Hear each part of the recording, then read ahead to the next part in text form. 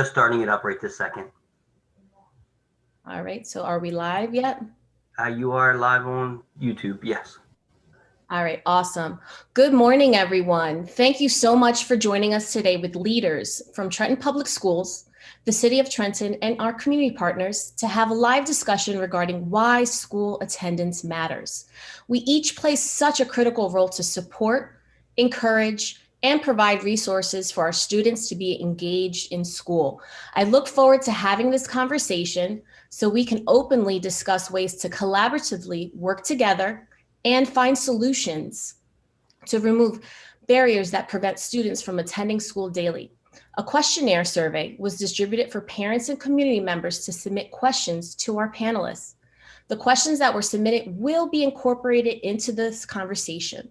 Also, attendees that are live with us can submit questions in the chat. I ask that if you do choose to submit a question, that you include your name and email as well. I will do my best to add these questions in our conversation. However, if we do run out of time, a school support staff will reach out to you via email with a response to your question. My name is Denise Crease, and I am the Trenton Public Schools Parent Coordinator and Homeless Liaison. And with me today moderating this session is my direct supervisor, Assistant Superintendent of Student Services, Mr. Wilfredo Ortiz. And Mr. Dennis Morgan, our IT coordinator, will help to share any questions that come up in our chat and social media pages. Now, I would like to take the time to introduce our panelists that are here to share resources and support that will promote why every day matters when it comes to student attendance. Now, I will take this time to introduce our mayor, Mr. Reed Gociara, Trenton Public Schools Acting Superintendent, Mr. Alfonso Llano, Trenton Board of Education's Board President, Ms. Addie Lane Daniels, also from our Trenton Board of Education, Gerald Trueheart. We also have Sam Frisbee from he's the CEO from the Capital Area YMCA. Ms. Connie Mercer, she is the CEO from Homefront. We also have Dr. Rachel Evans from Henry J. Austin Center. We also have with us Mr. Matthew Broad from Trenton Health Team. He is the Community Health and Wellness Manager. We also have Ms. Rebecca Franco Martin. She is the Director of the Trenton Free Library. We also lastly have Ms. Danielle Evelyn from Capital County Children's Collaborative. Now I'm going to begin by asking some questions to our panelists, and we're going to begin with Mayor Gociara. Why is school attendance so important? Why does it matter? Well, thanks, Denise. This is probably the topic of during the COVID break of why absentee is rising actually during COVID than not. But this is the difference between how our kids can compete against kids in the suburbs, where they have much more stability and much more resources and opportunity to get ahead. We have to all do harder to try harder to get our kids to stay focused and keep their eye on becoming adults and what they're going to do afterwards. It's unfortunate that under normal times, Trenton's absentee rate is as much as 40%, but during COVID, it's increased to as much as 60% in some schools. And this is just not acceptable. One of the things that we want is to encourage Governor Murphy to allow educators, administrators to jump in line for COVID vaccines. There can't be any more important priority placed upon our educational systems, the students themselves and the teachers. The schools just simply will not start up unless our teachers are ensured that we can do so safely. So we hope that we're able to move the educators to the front of the line because they're the ones who are shaping the next generation, the ones that will solve all the problems that we adults have created for them. We want our kids to be able to compete with the suburban kids. We want them ready for the workforce. We want them to lead productive lives. They can't do so if they're not showing up for school. So we have to figure out how to engage the parents to make sure that they're engaged, that they feel as a stakeholder, much like the panelists here, to make sure that their kids show up. But this is a fascinating topic. I wish everyone most success and that we find the solutions and we continue to engage the public on this very important issue. Thank you. Thank you so much. Was there any available resources that you wanted to add that a city provides before you have to jump off? Yes, we're actually providing vaccinations, and we encourage. We're in partnership with the school system and the Henry J. Austin Health Center to make sure that school personnel are vaccinated. We hope that's open very quickly to all school personnel. We're also in partnership with the library and Comcast to deliver more internet access for our students, and that the Trenton Free Public Library increase its remote and virtual services so that students can find a safe haven there. We also created a WIN app, What I Need, for students and homeless youth, of where the health sources are, where food is and shelter. And we're trying to work collectively to make sure that we have all the resources out there so that students who are unsure, that are just staying away from the school's resources, that they come out and they reach out to these other services we have. We do have a Trenton Rise Center that provides life skills services to students who are unsure or don't have the parental guidance that they need. They can come to us and we can help them on their way. Thank you so much. Denise, could I follow up with a question, not for the mayor, but for our superintendent? Superintendent Yano, what could you share with the public what the school district is doing to support students coming back to school? Absolutely. No, thank you for the question, Mr. Ortiz. So the school district right now, in partnership with our city health department and our Trenton Health team and our other medical providers and friends, our colleagues in the medical field, we're analyzing the data on a regular basis, looking at the trends, trying to determine when the most opportune time is to return to our school district for in-person instruction. As of right now, we have set May 3rd as our date of return for students. Our staff will be returning prior to that time. So we're trying to generate a lot of conversation around readiness. So today, actually, there's our assistant superintendents are in the field right now, going through checklists and identifying all of the precautions that we must take and making sure they are in our buildings, such as air purifiers, our PPE, teacher shields, student desk shields, and wherever we find something that's not completely ready to go, we're going to remediate that very quickly. We are working diligently to communicate with our families around our reopening.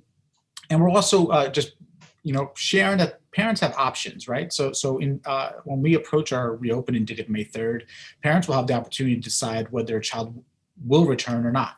If they choose not to have their child return to our schools, the children will be allowed to continue through the remote platform that we're currently using.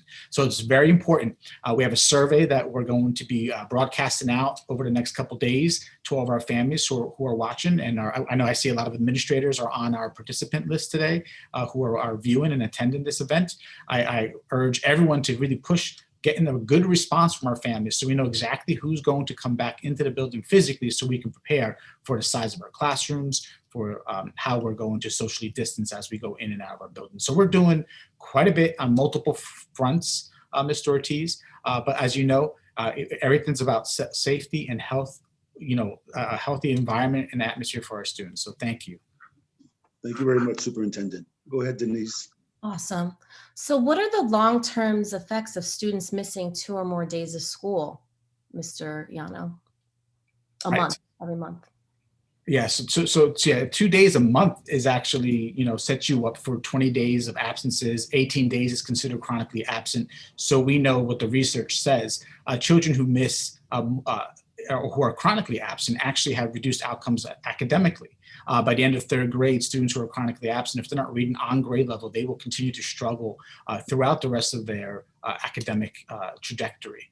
Students who are not who develop bad habits in kindergarten. Imagine this, in kindergarten, if a child misses 2 to 4 days in the first month of school, they are most likely going to continue that behavior to the end of the year and be chronically absent. If you're chronically absent in kindergarten, that type of behavior, actually, you can't shake it as a family, and you continue first grade, second grade, third grade.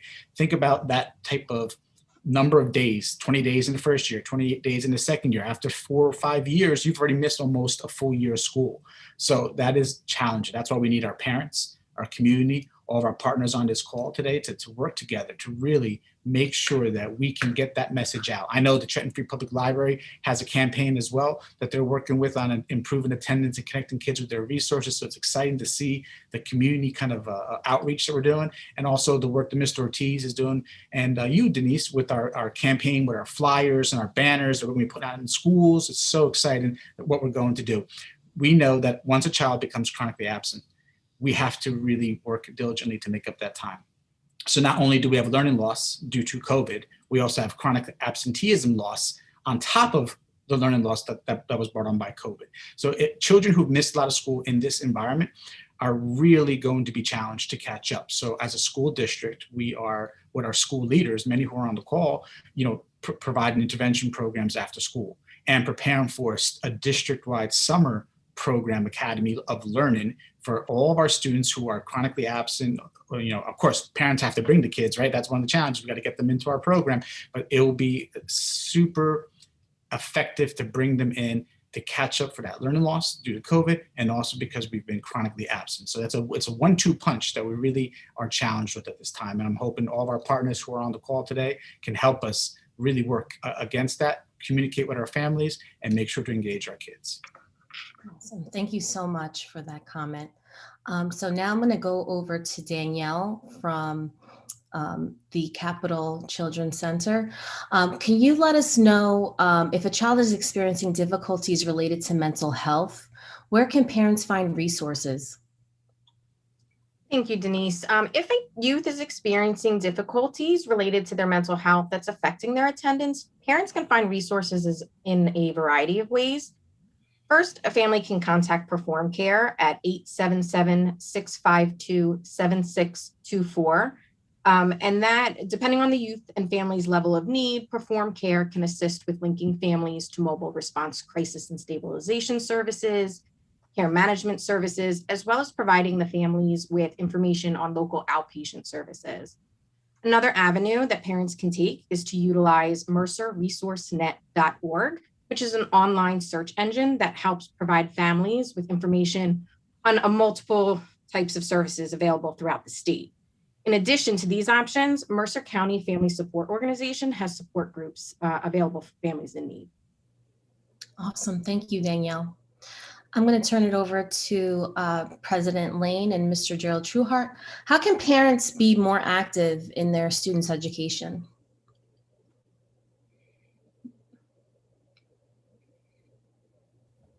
Good morning. Good morning, everyone. And so, Mr. Trueheart, I'll start if you don't mind. So I just like to say that, first of all, parents are the children's first teacher, right? So everything that the foundation is set at home. And so it really starts from the beginning. Even before your child is born, you can actually be you can start by singing to your child or reading and sharing stories and having conversations with your child before he or she is born. And of course, once you establish relationships and you establish a pattern, then those are the kinds of things that you continue to do. And so, of course, after that fact, it is about relationship with your child, but also relationship with your child's teacher. Know your child's teacher. Open a line of communication. Can you be reached by text? Can you be reached by email? Can you be reached by phone? Find out what your child or children are actually learning so that you can ask the appropriate questions. Establish a routine. Before the child leaves home for school in the morning, set your expectations. I expect you to have a good day. I expect you to be able to, when you come home, you need to tell me at least 2 things that you've learned today. And when the child comes home, actually follow up and say, we talked this morning, how was your day? That's your general question. But then your follow-up question is, I need to know 2 things that you learned today. And so what can we talk about tonight that you actually learned today? And so in addition to that, we need to make sure that you actually ask the teacher, how can I best help my child? What exactly, are you studying this week? What are some ways that I can help? Because there's certain things that teachers don't want you to do for their students, right? They don't want you to give them the answer. They want you to kind of coach them so that they can discover the answers for themselves. And so again, ask the teacher, what's the best strategies that I can use to help my child, and also provide resources. So what resources do my children need? Do I need to make sure that they have pen and paper? Do I need to make sure they have a laptop? I need to make sure that, my internet is working, make sure that my lights and everything are correct so that the child can actually, focus and actually see the computer screen. Provide a pair of headphones so that if we are doing this learning at home, you can kind of cut out some of the distractions. So there are a lot of things that parents can do, but it's about relationships, it's about establishing routines, and it's whatever it is that you're doing, you have to continue to do those things. But one of the biggest things, relationships and routines about expectations and what you hope your child is doing, and making sure that they know how important education is to you and therefore is to them. I agree 100%. And it's so important that you said routine, making sure that your children have plenty of sleep, they eat a good breakfast, and that they're physically active, even if they're just jumping around in the bedroom, just, to warm their bodies, and they have a lot of energy so that they can be focused for school. Mr. Trueheart, did you want to add to that? Yes, first of all, I want to say thank you, Denise, for inviting all the panelists here today. A lot of them I know. Connie Mercer from Homefront, great to see you this morning. Of course, our board president, Addie Daniels-Lane, acting superintendent Alfonso Llano, assistant superintendent Wilfredo, and all the people who are on the call tonight, the mayor, and all the folks who are our community partners supporting our children in the Attendance Matters program and initiative. And I'm so happy because it's important to me in terms of, as a parent, be engaged with your students' teachers, right? Use the technology, use PowerSchool. You go to our website, look at what's happening in your particular school. Each of our schools have websites. Connect with your teacher through PowerSchool. Send emails to your teachers. We've distributed Chromebooks of all of our students, and so students have access to the technology. We have internet access for our students to connect with their teachers, and the parents in turn have that same level of access, either it be on a cell phone or a regular phone. Make sure you're calling your teacher, your student's teacher, or your child's teacher, and connecting with them each and every week. Like in PowerSchool, I'm sure there's assignments in PowerSchool that each teacher has an assignment. You can track your students, so your child's homework, help them with their homework, make sure they're staying on track. That all goes into helping that student learn. But from an attendance standpoint, it's so very important for that student to attend school because it establishes long-term habits. It establishes your habit of going to work. It establishes your habit of routines, of making sure that you're taking care of your money, that you're taking care of your own home, that you're taking care of your own children. So it's important to establish routines that go a long way to help you in the world of work. When you get ready to go to college, you can't not go to class. You have to go to class to learn. You can't, when you get your first job, you can't take off the first 2 days and not be in attendance or be late.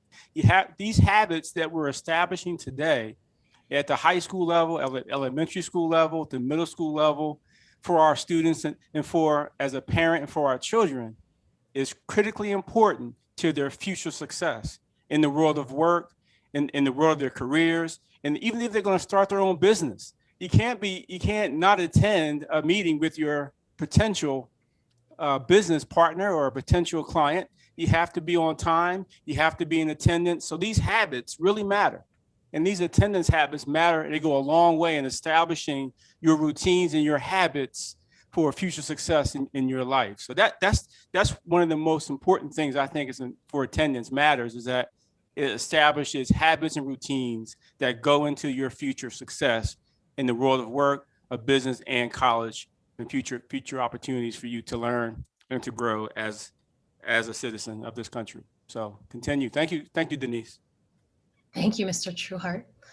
So moving on, how does health affect student attendance? Matthew, did you want to speak on that a little bit more?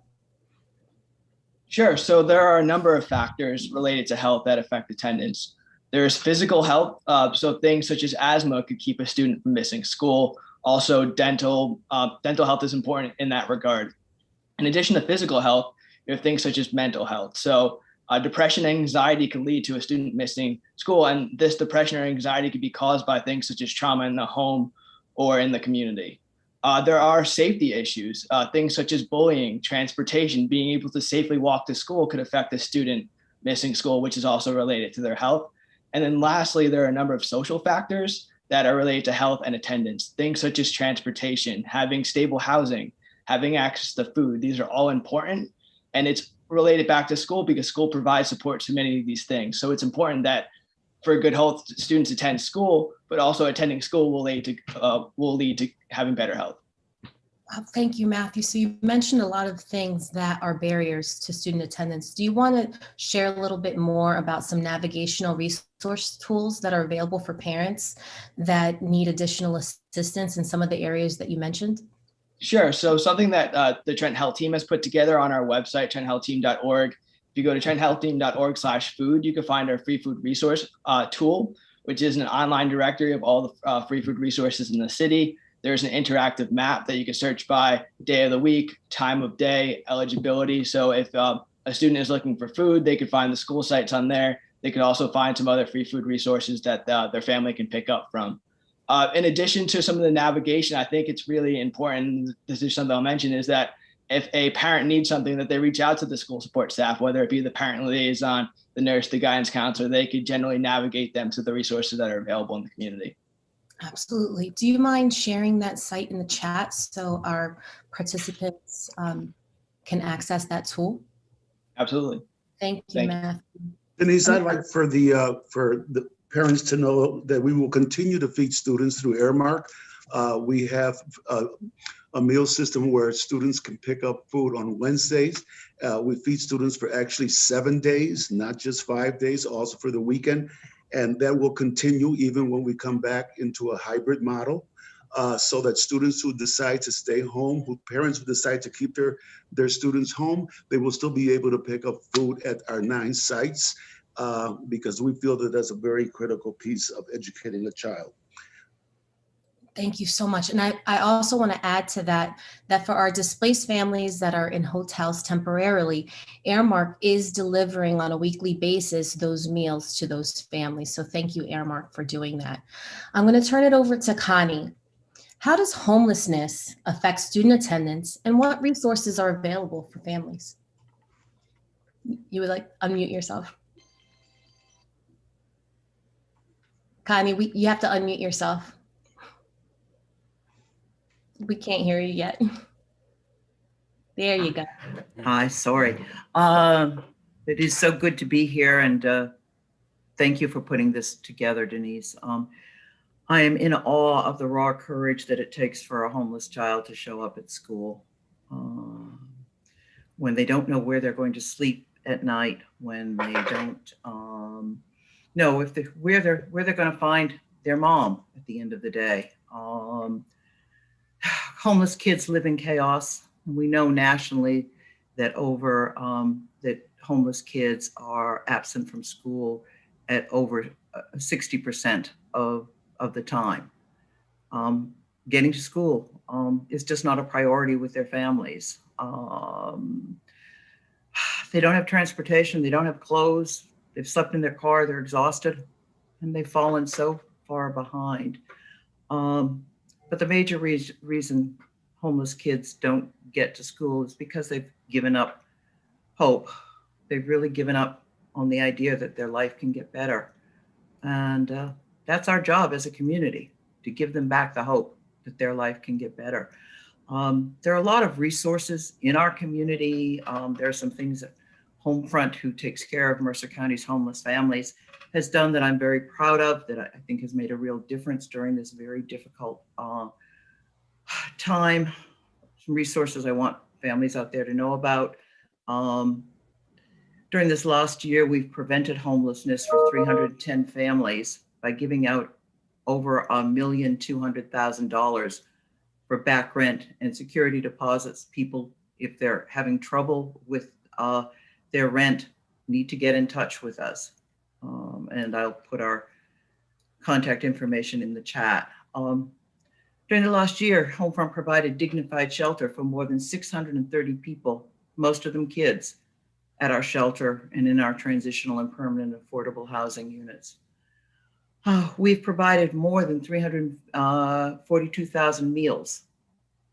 It's an awful lot of meals to people at our family campus and people living at the motels. We opened a third food pantry recently at the corner of Clinton and Division to serve more vulnerable families, and at that and at all of our food pantries. You can also get diapers and coats and all other kinds of basic essentials, sanitary napkins and soap. Last year, we gave out school supplies and new outfit, shoes, and backpacks to over 1,200 indigent kids. And one of the things that we did that was just really sort of extraordinary is we continued to support scores of adult students who had dropped out of school but who wanted their high school equivalency diploma, and we had 26 people during the pandemic get their what used to be called their GED. Specifically, what Homefront did around kids, which was this summer was such a hard time for the motel kids, that we had a summer camp for motel kids. It was kind of a hybrid in-person and virtual camp where we did a lot of pop-ups right at motels in those damn parking lots. We made sure that there was lots of fun and learning going on. During the school year, we've had tutoring and fun daily programming for 60 homeless or formerly homeless kids. We provided, and then we do it 3 nights a week. Each kid has their own individual tutor. And then after the tutoring, and they must attend for first 60 minutes, they must pay attention. But after that, then we goof around with lots of fun things for them. In addition to the 3 nights a week of tutoring, we have 2 nights a week where kids are exposed to something new. Tuesdays and Fridays, we're going to make sure our kids hear about new places, new ideas, new concepts. We take them to the zoo, to the theater, to Africa. We expose them to mindfulness and meditation and yoga and robotics. During the non-pandemic time, we do these things virtual, we do these things in person, but hey, we can't get them to their places now. So we bring the places to them virtually. That sounds basically awesome, Connie. Basically what we're trying to do is give our kids a vision for a better future and the tools to get there. We're giving them hope. Awesome. I just want to add to that, to our listeners out there, that the school district does have a designated homeless liaison, which is my role. And every school district has a designated homeless liaison. So if you are displaced and you just don't know where to begin, you can always contact me and I will walk you through what services I can connect you to, especially with Homefront. We do have a Parent Connect program with Homefront, and they're providing direct services to these families. Also, the school district provides school uniforms, food, and other device technologies, things that the families would need in order to continue to educate their children, because our priority is to ensure that although they're going through their situation, that we're keeping our kids logged on and attending school daily. So thank you so much, Connie, for sharing. I'm going to move on to talk a little bit more about, since we're talking about technology, Mr. Yano, do you want to share with the community, does the school district provide internet services or like how does that work if a family is struggling to connect online? Thank you for the question, Denise. So our school district has done quite a bit around access to technology. We provided every child who required a Chromebook, an actual device that they could pick up. So we have covered and purchased thousands and thousands of devices. Our school leaders and our administrative teams every week are replacing devices that may go down, that need to be repaired. So we have a system set up in place on Tuesdays and Thursdays at most of our schools. When a parent says, the device is broken, whatever it may be, we're not going to allow any type of impediment to instruction to occur. Now, let's say I had internet last week, but this week I couldn't make the bill, or something happened, there's an outage. We have hotspots that we have been provided to families. We have thousands of hotspots that we've distributed to our families in need. Our schools took the lead on this because they know their student population very well, who has challenges and who required that type of support. One of the things that we did too is, we looked at families that have multiple children. So if you have regular Wi-Fi in your home and you have 3 children working at the same time on that Wi-Fi connection, the speed is very slow at times, and it won't be able to support the programs that we're using. Some of our programs require a lot of bandwidth. If you're logging online and you're going into, like, let's say Alexia or a Dreambox type of program, which are interactive and engaging, web-based programs, sometimes we have to provide a hotspot, so they can actually, connect better and more consistently. And one of the other innovative projects that we took on early on is Dennis Morgan and his team. They actually had installed over 200 satellites or antennas. We call it an LTE system, where we have these antennas broadcasting an LTE signal throughout the city of Trenton. And if you have a Chromebook that's connected to our district that we manage, as soon as you open that Chromebook, if you're within the range of that signal, you'll be able to connect to that, regardless whether you have Wi-Fi or a hotspot. So that's a really neat upgrade that Mr. Morgan and his team were able to generate. And we're looking to expand that and continue to get more coverage throughout the city of Trenton. So students have access to devices, they have access to hotspot, and they have access to the LTE, internet signal that we're sending out throughout the district. Thank you, Mr. Yano. I'm going to turn it over to Rebecca from the library. Can you tell the community what educational resources can students and parents access from the library? And is it open to the public yet? Good morning, Denise. Thank you for having us here this morning. The library is open to the public now. We actually expanded our hours a little bit. So we are open Monday and Thursday from 9 a.m. to 8 p.m. And then Tuesday, Wednesday, and Friday, we're here 9 to 5. And then Saturday, we are here from 10 to 3 p.m. So you can access resources in person. We are aware that some people are not comfortable doing so yet, so we have lots of other options. We are still offering curbside services, so you can call, you can go online to trentonlib.org, which is our webpage, and that has also been updated.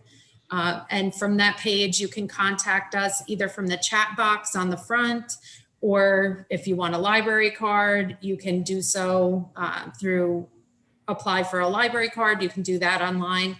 And then the resources that we have available digitally have been expanded as well. So for children and families, you can go to trentonlib.org. And then we have a kids page, a teens page. From those pages, we have resources for parents and families. So if they're struggling, you need assistance with early literacy, are you having stress, are you having trouble managing being at home with your children, there are resources on the parents and educators page. We have a tutoring page, homework help. So those are areas where, we know parents are home and the teachers are struggling just as much as the parents and the children. So you can go and get free access to virtual tutoring. So you can get assistance that way. Any of these resources, if you do not have access to Wi-Fi, you can access Wi-Fi at the library because we're open. Or when we are closed, you can be out in front of the library and still access Wi-Fi if need be. Anything that you have questions about, you can call the library at 609-392-7188. We have somebody at the front desk will answer. If you want the youth services department, it's extension 32. But any of our staff are happy to help point you in the direction that you need for whatever resource you're looking for. And of course, that does include resources for adults. If you go to our website again and look at available at your library, we have a page that's called Community Resources, and we work with different community partners. And so we get our information from them. There's information on where to go for food, housing. Do you need help with a career? You're looking for a job, small business resources, things like that. So we're really trying to meet the needs of the entire family, including the children. Thank you, Rebecca. Do you mind? You're welcome. Do you mind sharing that site in the chat? I'm sorry, Mr. Ortiz. Go ahead. Sure. Denise, because I'm going to have to leave shortly because I have to go to a school to make sure that everything is in place for the opening of schools, what our assistant superintendents are doing. So I'll be going to a school in a few minutes. But before I do that, I do want to say thank you to everyone who's participating today. And please know that at the school level, we also have what's called attendance teams that support students. And the attendance teams are made up of the principal, the vice principal. We have a parent liaison, a school nurse, a guidance counselor, climate and culture person, and these individuals meet on a regular basis to address attendance issues that students may have. The teachers will refer a student, if they don't see them coming and signing in, they will refer that student to the guidance counselor, and the counselor will then refer that student to the attendance team and to provide support. We also have school managers. We have an elementary manager and we have a secondary manager, and they support the 3 attendance officers that also go out. Our managers of school support actually do wellness checks when we find that a students have been out for maybe 3 or 4 days and we haven't been able to contact the parent. The managers will go out to make wellness checks. We are committed to our families. We want you to know that we will do everything possible to make it to educate our children. And thank you so much for trusting your children with us. At this time, I'm going to have to leave. Denise. Thank you, Mr. Ortiz. And I'm so glad that you mentioned the additional support for our at-risk students. And I would like to also mention that through All Kids Thrive Princeton Area Community Foundation, we were granted an award, and through those funds, we're able to expand on those wellness visits with our attendance officers and our parent liaisons who are working evenings to reach out to families, to do home visits, to connect them with services. And this has been such a help, and we thank Princeton Area Community Foundation for this. Now, moving on to the next question. So I know that everyone has probably already mentioned this, but I just want to share again for anyone that's jumping in a little bit late into our conversation. And this can be for any panelist. What support is available for students that are experiencing challenges with school attendance? Danielle, did you want to go first? Excuse me. Sure. Certainly, as mentioned before, a great access point for youth and families dealing with any type of difficulties is Perform Care. And again, 877-652-7624 is the phone number to access Perform Care. I also put that in the chat already. And that is an access point for anyone in the state who needs services, and you can get linked to mobile response services, care management services, outpatient services. It's a great resource. Additionally, mercerresourcenet.org is an online search engine that has a multitude of services on there that families can search. Additionally, my organization, which is Capital County Children's Collaborative, we're also known as the Mercer County CMO, provides intensive care management services for kids up to age 21 who have mental health, behavioral health challenges, intellectual and developmental disabilities, substance use disorders, and chronic health conditions. And the way to get our services is to contact Perform Care. So that would be a great resource to start. Awesome. And I also wanted to mention that our district does have a Parent Connect page that's directly located on the home site of our page, and it's a check mark. So if you click on it, you can find an array of services, not only for school support services, but for community services as well. We did get a question in our chat from one of our attendees, and I'm going to address this question for Mr. Yano. Will truancy cause students to be retained? So truancy is when students are missing beyond 10 days of school. So this is a challenging question because, retention as a strategy to improve student achievement is controversial because we don't always see positive outcomes with a retention. There's a lot of social emotional challenges that occur when a child is placed with a different age group of kids. So typically this conversation occurs at the school level, where the INRS team, the Intervention Referral Services team, looks at each individual student who may be suffering from a different type of challenge or academic, behavioral, or attendance, and they develop a plan to improve that child's outcome, right? So if it's specific to academics and it's because the child is not coming to school, one of the action plans or the strategies for improvement may be a retention. So I don't want to say that, yes, all truant kids will be retained, because that's not the case. It's really a student by student level decision that's made at the school with the parent, the school counselor, a lot of times the attendance team Mr. Ortiz talked about, and primarily the intervention referral services team that meets about academic, behavioral, and social emotional challenges that children may be experiencing. So yes, it is an option that may be employed, but all depends on multiple variables: the age of the child, the reasoning behind some of the challenges, the root cause analysis of why the child is missing school. A lot of times retention for attendance, actually punishing a child for decisions that the adults are making around that child. A lot of times kids want to come to school, but if the parents can't bring them, that impacts that child, and now you're trying to retain. So if the student is showing development and progress on the academic side, retention is a last cause option. So we would like to stay away from retention as often as possible. Completely understandable. Thank you, Mr. Yano. We also have a question from Lizette Garcia. What are some of the resources for parents that have special needs children at home?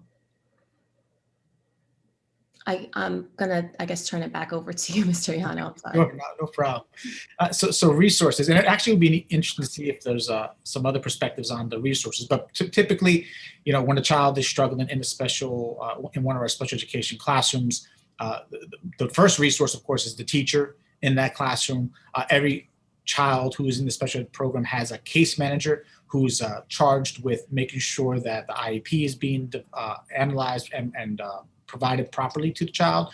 And there's also our administrative team, the director of special services, the supervisors of specialized services as well, who can provide different connections and supports that are out there. So it's through a lot of troubleshooting to identify additional resources that are out there. Remote instruction is very challenging for some of our special needs students, especially if they're challenged with communicating or the use of technology. Many of our teachers have gotten very innovative by providing some handheld materials, dropping off items to the home. We've done mail-ins in the past where our special ed department has sent equipment and supplies home to the children. So this is an area that we are really focused on. And also, we're revamping and looking at our ESY program, our summer program, which we anticipate would be an in-person program where many of the students who've had some sort of regression or challenges throughout the school year will have an opportunity to receive face-to-face instruction throughout the summer. Thank you, Mr. Yano. This is going to be our last question, and it's from one of our attendees. It's about scheduling. So school is usually starting at 8:30. Are kids being marked absent if they log in 15 minutes late? How does that work as far as student attendance is concerned? If a student is late, how does that work?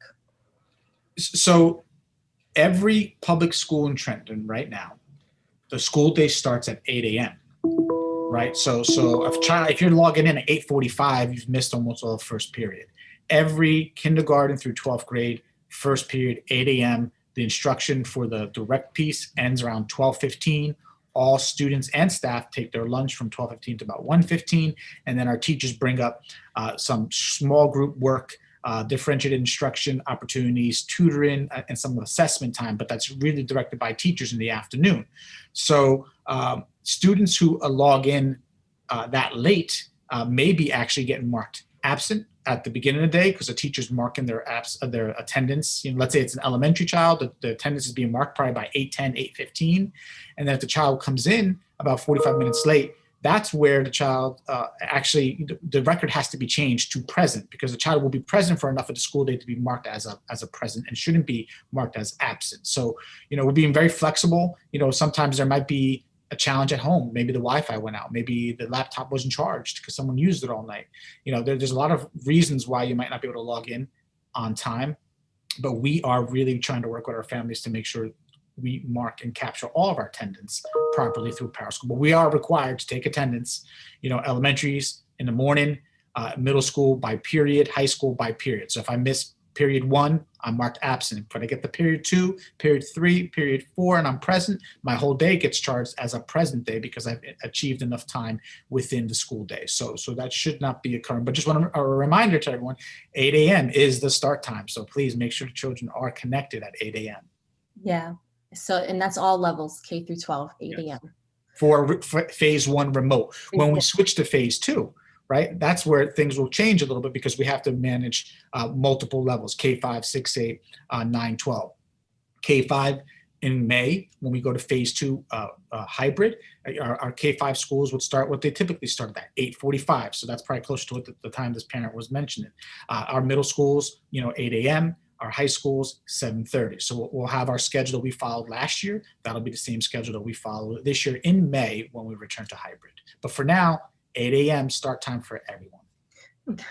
That's such good information to share. So that brings us to the close of our conversation. I do want to announce that we are launching a student attendance contest. So students will have an opportunity to creatively submit submissions of either a poster, an ad, a video of why they think student attendance matters. And we definitely want to hear their voices. And we're also going to look to have 4 billboards around the city of Trenton promoting why school attendance matters and why it's so important for children to show up for their education. So I want to say thank you to our sponsors, Princeton Area Community Foundation, Airmark, and ETS, who graciously provided us with over 500 posters so that we can share that information with businesses across the city and the city of Trenton. Library and city officials are going to support us in sharing these posters around the city. So thank you, thank you, thank you. So what are some next steps? How can we help continue this conversation and spread the message? Make sure that you're visiting the school district's website. A great place to start, like I mentioned before, is the Parent Connect site. Dennis, if you could add that site information to the chats for our audience, that'd be great. Also, we want you to download the Trenton Public Schools free mobile application. By downloading this, you will receive alerts and notification of school events that are happening at the school district. So that's a free application. It's you can download it if you have an iPhone or an Android. Also, our school district accepts donations. And if you have information on new programs or services that you think that the district can take advantage of, please reach out to us and share that information. And lastly, visit Attendance Works. This is a great website with resources, and it just shares a little bit more about the conversation that we had today about why every day matters in student attendance. So Mr. Yano or anybody else, any final thoughts before we close our conversation? And thank you so much to our panelists. You guys are amazing. And we can't do this work without you. Parents, we can't do this work without you. This is definitely a collaborative initiative. I would just take a moment just to say, Denise, thank you again for organizing this this campaign, this launch, this community conversation. We had I believe over almost 50 attendees listening, posting some questions. This is exceptional. The platform, the way we're doing this is an exciting way to share, the message about what we're working on and what we're doing. So again, achieve today, attend today to achieve tomorrow. That's our tagline, and it's so true. to achieve tomorrow, you must be present for school. You must attend school. Parents, please get your children to wake up. Like I said earlier, 8 a.m. is our start time. There should be no one that's not logging in at 8 a.m. So get your kids up, get them logged in, and watch what they're doing to make sure that they are actually entering their classroom, because we have some students who've been very crafty in how they can actually pretend to be on class, but they're maybe on a Netflix video or something else. So our students are very good with their technology. So it's not good enough just to see them on a laptop. Check out and see what they're actually doing on that laptop. Are they engaged in their Google Classroom? Are they in a Zoom session with their teacher? Are they completing activities through Lexia or Dreambox or Delta Math, whatever it may be? Are they viewing their videos through Khan Academy that we provided to our students? Our teachers are doing exceptional work. Our students, we just need you to meet us halfway so we can continue this progress and make sure that we can reduce the chronic absenteeism number. That's it for me, but I also want to give President Lane an opportunity to close us out. Actually, I just had a comment because I am a former school principal, and I know that in the past we had a lot of attendance campaigns that were school-based, where we celebrated students and staff who had perfect attendance, good attendance, improved attendance. And I certainly hope and I trust that those kinds of programs are still ongoing, because it was exciting even for staff just to receive a little piece of paper that said you had perfect attendance, and they kind of look forward to that. And I know that's one way to encourage folks, because we know that, self-motivation is the best motivation, but sometimes you have to add to that a little bit. And that certificate or some small trinket, a miniature trophy or something of that particular nature, a lot of times we had Apple gift cards that we could actually give students. And so it's the small things that add that extra motivational piece to get kids going. And also, recognizing the parents is also another tool. If the child has perfect attendance or good attendance, you better know that there is a parent that's somewhere standing behind him, pushing him or her to get that. So recognizing the parents is also another way to encourage the students, and encourage and let all parents know that you get recognized if your student, in fact, is in school and achieving. So again, it's an effort, and I'd like to thank the Princeton Area Community Foundation, because I think they have been very supportive in that particular area. So again, it does take a partnership, and it's wonderful to see all the district partners. I think we're starting to lose special needs children in this remote setting. Our special needs students, and of course, our displaced families and our displaced children, which of course, through no fault of their own, are having some very unique struggles at this time. And I'd like to applaud, the district in terms of the efforts, and Superintendent Yano for going above and beyond to really make sure that all students are being afforded the opportunity to connect and learn in this remote stage. So thank you again. Absolutely. And I'm so glad that you mentioned principals, because we can't do this work without our principals, our school leaders, our teachers, our counselors, our nurses. Sorry if I missed any support staff. We appreciate all the work that the schools are doing. So thank you. And so thank you for this time. This is just the beginning of this conversation.